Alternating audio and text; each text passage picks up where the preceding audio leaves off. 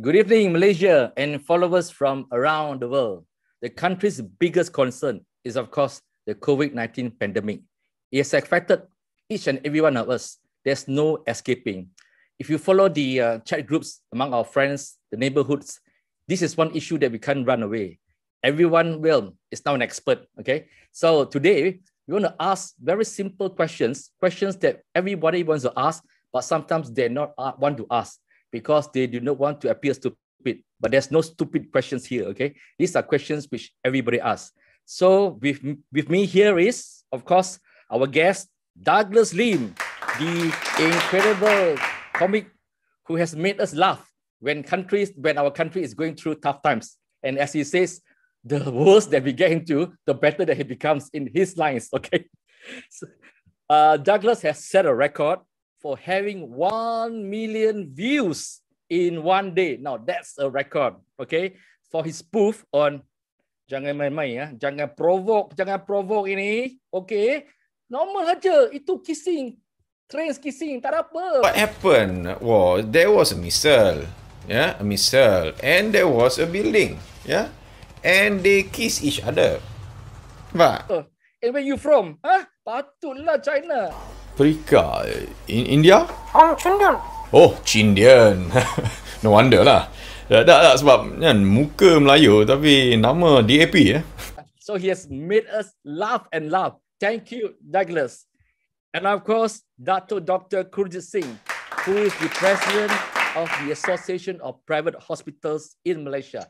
He's the one who has been campaigning really hard to make sure that we could have a parallel vaccination program where if we do not want to go to the government-run program, we could go to a private hospital, pay for it, select the vaccines that we want, and then have it jabbed. This is the campaign that he has been going through. Okay, thank you, gentlemen, for appearing. First question, I will start off. Okay, doctor. Many of us think that Pfizer is better than AstraZeneca and Sinovac. Awak dulu ni pakai vaksin apa? Saya pakai Pfizer je, cik. Oh, bagus. Awak? Saya pakai AstraZeneca je, cik. Apa? Aku dengar AstraZeneca ke tadi? AstraZeneca, cik. Anak aku tu, dia pakai Pfizer tau. Is it really more effective than AZ or Sinovac? Because it's branded. Doctor? Well, this is always a misnomer that people create. Every vaccine that is produced, like any medication that is produced, it has got its own merits, its own effectiveness, and also its own value. Every vaccine has been tested, they have experimented, and no one out there is going to come out with a vaccine which is not going to get approved, which is going to be dangerous, which is going to kill people. There's no such thing. So the Pfizer vaccine has got its own benefits. The Astra has got its own, Sinovac, Sinopharm, and the whole list. So there is no such thing as one vaccine is better than the other vaccine, because you must remember, one vaccine cannot be similar. If company A makes a vaccine, company B cannot make the same type of vaccine because it is like copyrighted. Okay. In our terms, it is patented. Patented depending 8 years, 9 years, 10 years. So you cannot copy. So another company wants to make a vaccine, it has to find another way to make the vaccine. But the aim is one, is to produce antibodies. Now, of course, the studies will show there are some 96%, 94%, 60%. That actually is only based on the experiment, based on their study. It is not in the population. You'll only know this after a few years, which was exactly the best vaccine when it goes into the population and see how many actually got protected. So my view is no vaccine is bad. Any vaccine that you get the opportunity to take that vaccine because it still produces the antibodies that we need. So these are myths, and it's of course a little bit of a political and also a business way of promoting their products. Each company will try to show they are better. That happens everywhere. Car company, food company, even newspaper company also. Hey, our paper better than that paper because we got better news. That kind of thing. It is all a business end of the day. So at a doctor's point of view, it actually makes no difference. Just get vaccinated with whatever you get. Okay. Dato', can I jump in with the question? No, sure, you can jump in anytime you want. Yeah, sorry, Dr. Kujit. Okay, this question has come from my family. My dad has got like 11 siblings, so a fairly big Chinese family. And the sentiment is that these older Chinese people seem to think that Sinovac is the way to go because it was tested on genetically similar people to them.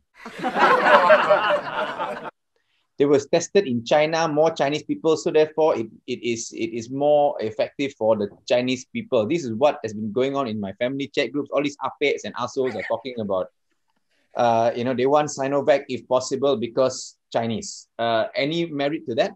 Well, they have no evidence to say that. This is how they feel. Okay, because all these big companies like Sinovac doesn't come from a small company. They are also pretty international. You must remember some of these Sinovac or China-made drugs were also tested in Middle East. And they've got actually a variety of people from different race, different culture, different genetic makeup. So actually it is wrong. This is all what they believe. But they have got no evidence to say because they say it's come from China. So then the Indian guy will say, I only want from India. Then the white man say, I only want to get it from, which is not true, So when these companies make vaccines, it is fit for all human beings. Because end of the day, the human being DNA is the same. There's some variation. But when it comes to COVID, COVID doesn't recognize whether you're Chinese, Malay, Indian, African, Caucasian. The COVID doesn't care. Anyone, you are a human being, he will attack. Dog and cat also they attack actually. But they don't manifest that widely. So similarly, the vaccine will work similarly with every different ethnic group to produce the antibodies. So this is very mystified. People come up with their own thinking, which is actually not right. It is actually wrong. Then you can tell me why COVID doesn't attack, and tell me one ethnic group that the COVID doesn't attack. COVID attack everybody. Very fair virus. Douglas, my auntie says, you see, look, after KJ got Sinovac can speak Mandarin already. Terror, 大家好，我是凯里，科学部长。我刚打了 Sinovac 疫苗，我想说这是安全的，我感觉很好，中文也突然变好，无论是哪一种疫苗都是安全的。Sudahlah. Then Syed Saddiq got jabbed with how many different types of... Okay, Kujin. Now, it says that back to Pfizer, the branded vaccine. They say vaccine, you have to only wait 1 month. With AZ, 12 weeks, man. So why this difference in methodology? Okay, the vaccines are different. The AZ vaccine has got a different mechanism. And then you have the Pfizer uses the mRNA method. So they are a little bit different. Scientifically, they must understand because it takes time to produce antibodies when you put the vaccine into your body. So these antibodies, like for Pfizer, it goes to the peak about 3 weeks. And then from 3 weeks onwards, it starts coming down. So that's the reason you need to hit another dose in 3 weeks. Whereas AstraZeneca, the way it is, it takes very slow to probably pick up and it stays in the body for about 12 weeks. And that's the time for you to give your second dose. So then there is also Johnson & Johnson, which says that there's only 1 dose. The way the vaccine is such that the antibodies will remain. You don't need a second dosage. So it all depends what kind of vaccine that you are using. It is just like how you eat. You eat light food, a lot of carbohydrate, then you can stay full for 8 hours or 6 hours. But you only eat meat, then probably you stay full only for 2 hours. Then you need to eat again. So they are different. But both of the food will make you full. Just that the fullness is varying.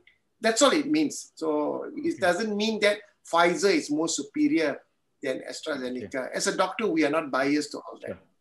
Douglas? No, I got AstraZeneca. So you're here to chuchuk my ass? At that moment, I was actually gonna volunteer for like trials. I think when they were doing trials, anybody wanted to try. I was like, yeah, like take me. I figured I would like to contribute because I don't think I can contribute in any other way in terms of like. Okay, follow up to that question. Okay, now there has been this trend now that those of us who took AZ or Pfizer first or Sinovac, the second dosage can come in other forms of vaccine. It has not been practiced yet in Malaysia, but in other countries, they have this mixed thing already. What's your view? Well, I think there are a lot of scientific papers that have also stated that, end of the day, you are trying to create the antibodies. Anything that triggers the antibodies, it is actually good enough. Whichever way you do it, it may not make a difference. But then if you ideally speak, it is best to use one type so that there's some consistency in your production of antibodies. Because as I mentioned to you just now, the vaccines are not the same. They produce the same outcome, but the methodology of how it produces is a bit different. So it is always better if you use the same. But there are countries, because they have their constraints, they have some issues in procuring vaccine. Never mind, whatever comes, it comes in different batches. It is probably not wrong. But if you can avoid it, then it's best to follow specification. So that it is probably better because they are tested in that manner, using the same vaccine for first and second dose. No one have tested much when you champo, So the most frequently asked question now in Malaysia is that, number one, they ask, have you been vaccinated? Second question they ask is that, after you got vaccinated already, did you feel tired? Did you have fever? So the psychic is that if you have fever and body aching, it means the antibody is working.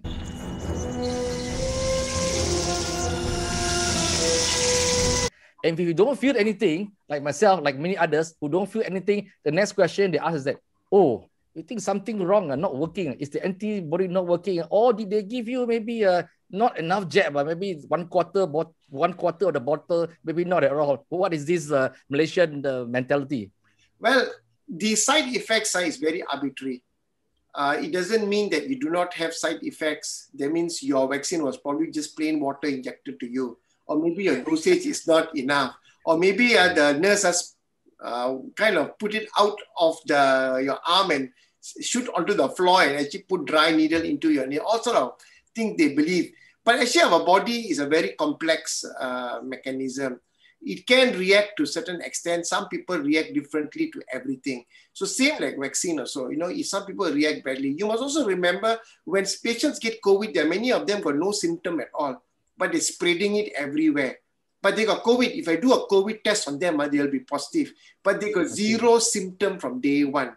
Then nothing happens to them. Then another person gets COVID. In 3 days, 4 days, he's on ventilator. How do you explain that? Because the way our body is very different. So same thing goes with vaccine. You may react, you may not react, but it doesn't mean that you do not have the antibodies. It is just that you are probably thick-skinned in the sense you could fight it, But it doesn't mean you don't have antibodies. So can I just I was interesting there where you said that like if you could do a test, more people are going to show you that they have COVID because they are asymptomatic. We have more cases than anybody in the world. But why? Because we do more testing. When you test, you have a case. When you test, you find something is wrong with people. If we didn't do any testing, we would have very few cases. The numbers that we are getting, yes, we are panicking. We are very upset that it's so high. Would you say that it is very far from what is possibly the actual number? It is possible because we know that the more people you test, you will have more positive. You see, right now, Selangor is testing widely. So you see the numbers quite high. And only in Selangor, you don't find numbers high in other states. So we only can think that if you don't test, then you probably won't pick up. This COVID is very peculiar in that sense. Singapore did the same thing. If you remember last year, they had 5,000 patients a day because they went to the workers' dorms and tested everyone. And then you saw the numbers were very high. But then the number of patients in the ward, patients dying was actually very, very low. But our worry now is we are testing widely in certain states, but our number in the ward, number that are dying also very high. So that means in the community, it's actually sporadic, like what the DG said. So we have to be super careful right now. It tells us that, it is everywhere. So that's why this lockdown is very essential. If you don't do it, you're going to look at the numbers going even steeper than what we have.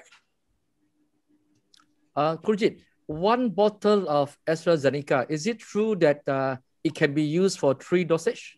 I'm not too sure how AstraZeneca is. I'm very sure about Pfizer because I have been involved with Pfizer. Pfizer can go up to 6 dosage. So Okay. 6 dosage, and that means when you open one Pfizer bottle, you must have 6 patients waiting. But that means if you don't have 6 patients waiting, that's where the problem is. So the many states, they had that problem. They certainly cannot get 6 patients per bottle. So that's why we do not open the bottle until you got 6 patients waiting in front of you. That is for Pfizer. I think Astra is about the same, but I'm not very sure how many dosage per bottle. But when you go to Sinovac, it's fill and fill. It's filled and prepared. It's come in a syringe already. You just have to put the needle. That is already one dosage syringe. So different vaccines come with different packaging. So when a bottle comes in, let's say the Pfizer, how long before it is open? Okay, how long can it last? Okay. Because I noticed that in our what do you call it, our vaccination, the what do you call it, the on our MySejahtera, it says that expiry date. I presume that's the expiry date of the product, right? Obviously not for the person, not the expiry date. Yeah, the expiry date is most likely the expiry date of the vial. But if you have to store it at -70, okay, so all the stock is kept in -70, which is actually one of the coldest level that you can go. So once you take it out, there is a thawing process. That means you cool it down, you warm it up. And when you warm it up, you have to then put it into an ice box that has to be maintained, maybe -20 to some 0 degree. And then when you come to vaccinate, of course, you cannot vaccinate freezing. You cannot have ice and freezing. So it has to go to almost like room temperature between 2 to 8 degree and then slightly more than that. So once you open the bottle, you have to vaccinate almost immediately. That means within an hour or two, that bottle you have to vaccinate. But if you haven't opened it, what we were told, you can actually still keep back in the normal refrigerator, 2 to 8 degrees for maybe a week. That is the recommendation. But I don't think Ministry of Health follows that because they really want to make sure the vaccine is really strong. Because the longer you keep it out of the -70 temperature, you don't need to be a scientist. When you're doing this, it's understood that it is to keep its quality. Just like when you buy fish, you want to thaw your fish, you want to cook it quickly, you want to eat it. You're not going to keep it out for 1 week just because you get of course the thing will become smelly. So it's the same principle. Sure. Douglas, I share with you. Actually, I've got a friend who called me up and said, "Hey, bro, we had our first chat together. Now, when are we waiting for our AZ? How long? He already says expire. How, man?" Really true, okay? No, so I told him that's the expiry date. Relax, brother, okay? Now, Krujit, back to this question. Okay, so a lot of people who have got their first jab, they think that, okay, now I feel effective because according to the reports I read, it says 80% effective. Now I can really go out already, don't have to worry too much. Yeah, wear my mask, but sure, no more kena already. So what is your deduction on that? If you only got your one dosage, 80% is the maximum. That too not immediately. That will be after 2-3 weeks or 4 weeks. But not everybody will reach the 80% percentile. Okay, there's variation. Again, human beings are not made the same. But after your first dose, it is still very brittle because some will have 60%, 70%, some may have very low. But even you have up to 86%, and you must remember mathematically, there is a 15% chance that you can still get COVID. And we have come across many patients internationally and even in Malaysia. After the first dosage, they got COVID and they actually died. So you have to be very careful because it doesn't really cover you so well after the first dosage. After the second dosage, yes, then you have a sustained antibodies in your system. Now the question is how long? Is it 6 months or is it 8 months or is it 1 year? The scientists haven't come up with that. Why they haven't come up? Because they haven't covered that kind of years yet. So they are still doing testing. So that comes to the question whether do you need a booster after 6 months or 1 year? We are not sure. End of the day, the vaccine protects you from getting severe COVID. It protects you up to 90%. But if you kena the COVID after the vaccine, the chances of you to becoming very severe and dying becomes lesser. But what I'm trying to tell is statistically, you can still get COVID and die. So that's the reason we still have to be a little careful.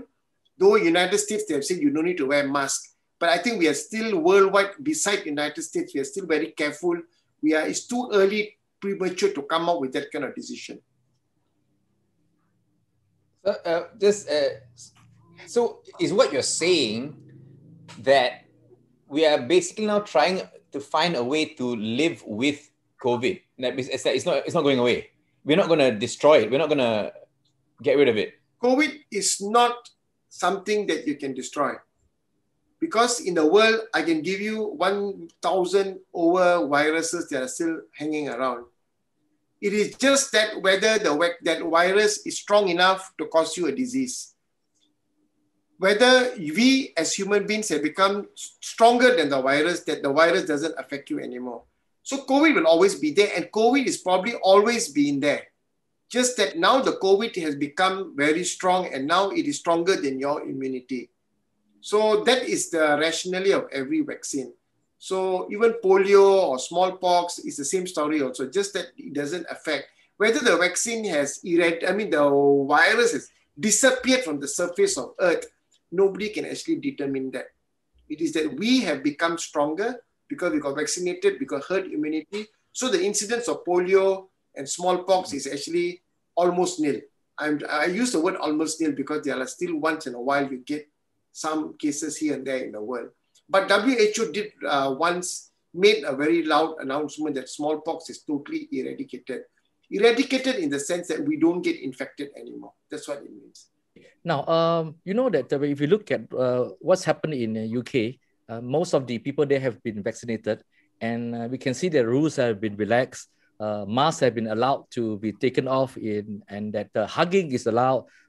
Drinking in pubs have been allowed. There's a lot of party going on. Now, do we have this situation where, okay, everybody seems to have let down their guards, they have taken their legs off, the foot off the brake? Now, do you think that that is a foolish thing to do, that at some point, another wave will come attacking them even though they have been vaccinated? Yeah, I think it is probably not so right to do that, especially if your population is only 52%, 53% vaccinated. I think that's the figures you're looking at UK, but they're beginning to relax. Even in the United States, you see the politicians who are vaccinated. If everyone is vaccinated in the room, they don't wear masks anymore. I think in my point of view, it's very premature to play around with this vaccine so soon. You cannot assume that this vaccine will not bite you again. You still have to be very careful. We have got the advantage because we are watching them and seeing whether anything happens to them or not. So by the time we reach that 70, 80 or 90% vaccination, we will be then probably more wiser because we have watched them whether anything has happened to them or not, in that sense.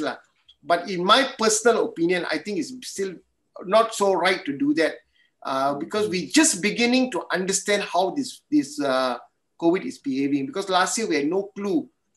Now we are slightly better, but don't underestimate. There are variants of concern and variants of interest. So these variants, we don't understand how they are. So we have to be very, very careful. If the last thing is they get attacked again by another strain, then it's going to be tough. Oh, Douglas, I've never seen you so serious, man. No, I mean, terrified, man. No, I mean, I like comedy. There are things you joke about, but there are certain things you try not to disturb people when they're trying to tell you something serious. Don't go there and go and throw in a stupid line. However, there was a WhatsApp message that was going around again from my family, my group.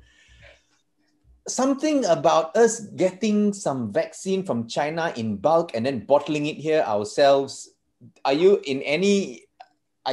allowed to talk about this thing? It was not anything wrong because you see, at that point of time, everyone in the world wanted the vaccine very fast. Now, I'll give you an example like a car, a CKD and a CBU car. Mm-hmm. If you want a CBU car from Germany, you wait because the guy has to make the car for you, and then there is specification, and then you wait for the car to come. That's number one. Number two, the price will be higher because it is done in Germany.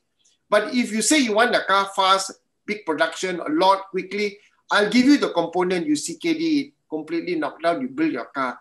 But we do the quality control to make sure it is of high standards, the way we make it. So you get it in mass, you can do a lot. So that is the idea behind it, why the bottling done is a CKD, if you compare to a car thing, and it works out cheaper. So I think nothing wrong in doing that. And I think that will be the right way to move. So if AstraZeneca and Pfizer also can do this in Malaysia, then we probably will have more vaccines in the sense. But of course, if they don't do it, you know. Okay, quick. This Kojit, what is the delay? So in Malaysia, we only have 3 vaccines, Sinovac, Pfizer, and AZ. How come we cannot have our Sinopharm? We cannot have Johnson & Johnson? What's the delay? So I think the important thing here is that in Malaysia and many countries, there is this regulation whereby any medication must be approved by a regulatory body, and in Malaysia it's called NPRA. Now I must tell you, NPRA is one of the top 10 in the world in terms of the rigidness and their high level of standards. So when this happens, certain vaccines will have to go through very stringent measures. I wouldn't want to say certain vaccine, I think every vaccine for that matter. So when that happens, you have to wait until you get approval from the authorities before it is deemed to be safe. So in one way you look at it, it's actually important. But on another way, now it's quite frustrating because it is emergency now. If you start saying that BMW or a Mercedes or Rolls-Royce is good for other countries, and now come to Malaysia, you want to check everything. Why, you know, that's how some people are looking at it. Hey, this one is approved by WHO. Why do you want to reinvent the wheel when the whole world have accepted it? But we have to be a little careful. Doesn't mean the whole world would have accepted it, might have looked into every detail. There are some details they might have missed. And anything happens in this country, it is not the world that is responsible. It will be our government and our people here who vaccinate will be responsible. So there is still this element of another net to actually safeguard our people in that sense. So there's 2 ways of arguing this. So some people will say, it's not right, you must do it fast. But I believe there should be some leeway that it shouldn't be too long also. Okay. I want to ask this question of supply of vaccine. So in Malaysia, there's a lot of criticism. We say, you see, US so fast, UK so fast, Singapore so fast, Israel so very fast. How come Malaysia is so long, And then some guy said that, in fact, one former attorney general says that if I'm still AG, I'll make sure that we're number 3, after US, UK, and Israel, okay, or something to that effect, Okay, now, but we know that buying of these vaccines is at the mercy of the supplier. The EU, for example, have filed a legal suit against AstraZeneca because it was not supplied to them on time. Okay, how does this system work? If you have an idea. Actually, it works a lot on how many doses that you have asked for and how big your population is. And if you look at Indonesia and Thailand, they're also very slow because the population is very huge. So Singapore population is small, so they are able to get faster in that sense. So they actually look at a lot of factors. Of course, we are very fast to complain and say, hey, we are very slow. We have actually planned quite early. Now, I can remember, Malaysians have very short memory, but I can remember last year, August, the government is already mentioning that we are going to order Pfizer, when Pfizer was not even approved in the world.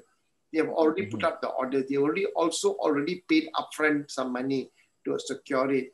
But then again, there are processes that the manufacturers, WHO, there is a group called COVAX, which controls, they look at the equity and the equitability and looking at the type of country that you're actually sending to, what kind of percentage or what cluster of patients that you have, whether you're very old, very sickly, healthcare level, how rich you are, is the healthcare level good or poor? So there are many things that they look at. And of course, you need to have the money to pay because nothing comes free. You cannot say, just give me, pay later. Most of the vaccine companies, you pay first, then you get the vaccine. So there are many factors. So of course, some people will say, if I was there, and of course, I can also say that, but when you were there, then we would have known better. So it's very difficult to make any assumption, to be fair. Yes. I think that a lot of people do not realize that Temasek in Singapore actually acquired a substantial amount of shares in Pfizer. So that put them on the packing order. Yeah, so that's why I said it's multifactorial. Some are known to us, some may not be known to us. So yes, it is very hard to gauge actually what is exactly why. So, but I can tell you June, July onwards, there will certainly be a surplus. Because I experienced this last year when there was pandemic, we doctors couldn't get masks, PPEs. There was shortage of PPEs and masks throughout, and we cannot get. And we were struggling, and there were people cutting plastic, cutting other material to make a PPE. Then suddenly they ramped up the production. Today, the companies are giving us free PPEs as sample. How many PPEs you want? 10, 20, 30, I give you sample. Because why? There's so much of PPE that is available right now. So I guess it's the same thing may happen with the vaccine. Maybe they may end up telling you, I'll give you offer, give you Giant or give you Tesco discount card, come and get my vaccine, please, because the vaccine will get expired. They will give you freebies. I'm just hoping, I may be wrong to say that, but we might go to that situation. Just a quick question here from me. I mean, based on what you've known, the numbers that you've seen from the time we started the vaccination process till now, do you see Malaysians as being more accepting of the vaccine as opposed to when it first started? Yes, I can see that. If you look at the AstraZeneca, the second round, it was like crazy. It was like running for lottery. I think you go and gamble also, you win better than you go to Genting, you win better than getting your chance into. Yes, that shows that there is certainly a confidence level.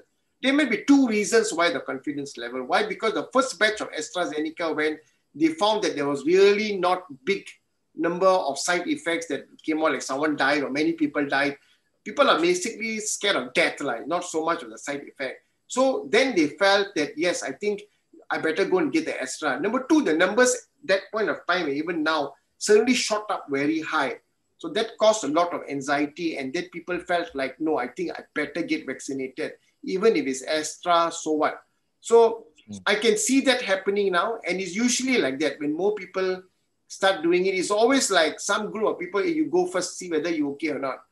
That kind of mentality, and it's very, very prevalent in Malaysia, If you go to a new restaurant, they will always say, you eat first, see nice or not, and then see whether, that kind of thinking, So I believe, you're right, the confidence level is increasing. But also, I mean, if we talk about restaurant, if the restaurant has some reviews and the review said that the food here gave me blood clot, we also wouldn't go to the restaurant. Yes. I mean, be very careful. Yeah, that's true.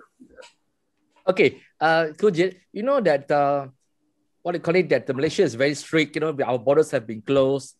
People who comes in from overseas, they are placed under quarantine. Okay, now we read of this Indian variant. We read about this South African variant, and the DG of Health Ministry has said that both of these variants has already hit Malaysia now. So also for a layman like me, okay, who asks, okay, the borders are all closed. So how did this African and Indian variant, how did they came into Malaysia? Well, I think it's difficult to determine exactly how the variant would have come in. Because our borders are closed, but they are still open for certain types of group of people who are allowed to come in, but they're quarantined. But then maybe after the quarantine, they may be still harboring the virus, we are not sure. There also may be a possibility that before we close the borders tightly, these variants would have seeped in. And then there will be some patients who were asymptomatic and didn't catch them then. Now, over a period of time, then this variant suddenly emerges. You must remember when we realized this variant, we closed the border tighter. But there would be already people who got in earlier than we even realized about this variant. And so there are many factors to it. So you see, if you are a Malaysian, you're coming back from a country, you get quarantined now, they say up to 21 days. They make it very strict. Because if you're coming from countries where this variant is there, like India, last time 14 days, and now I hear they are putting it up to 21 days to be very sure that you are not carrying the virus. So maybe earlier it was. So I cannot have an absolute answer, but there are these areas where could have been a possibility. Okay. I've only got time for a final question, and I believe that Douglas have got some questions from his siblings and neighbors on the effect of COVID-19 virus on other parts of the body. Why are you asking me this? On other parts of the body? Yes, Douglas, please ask. Oh. From your siblings. From your siblings. Yeah. Same. Another one of those side effects they're asking is apparently an increase of cases of erectile dysfunction. Is that something that has been measured and it is true, or are people just so scared that they can't get stiff? I must put a disclaimer here. I'm an ENT surgeon by profession.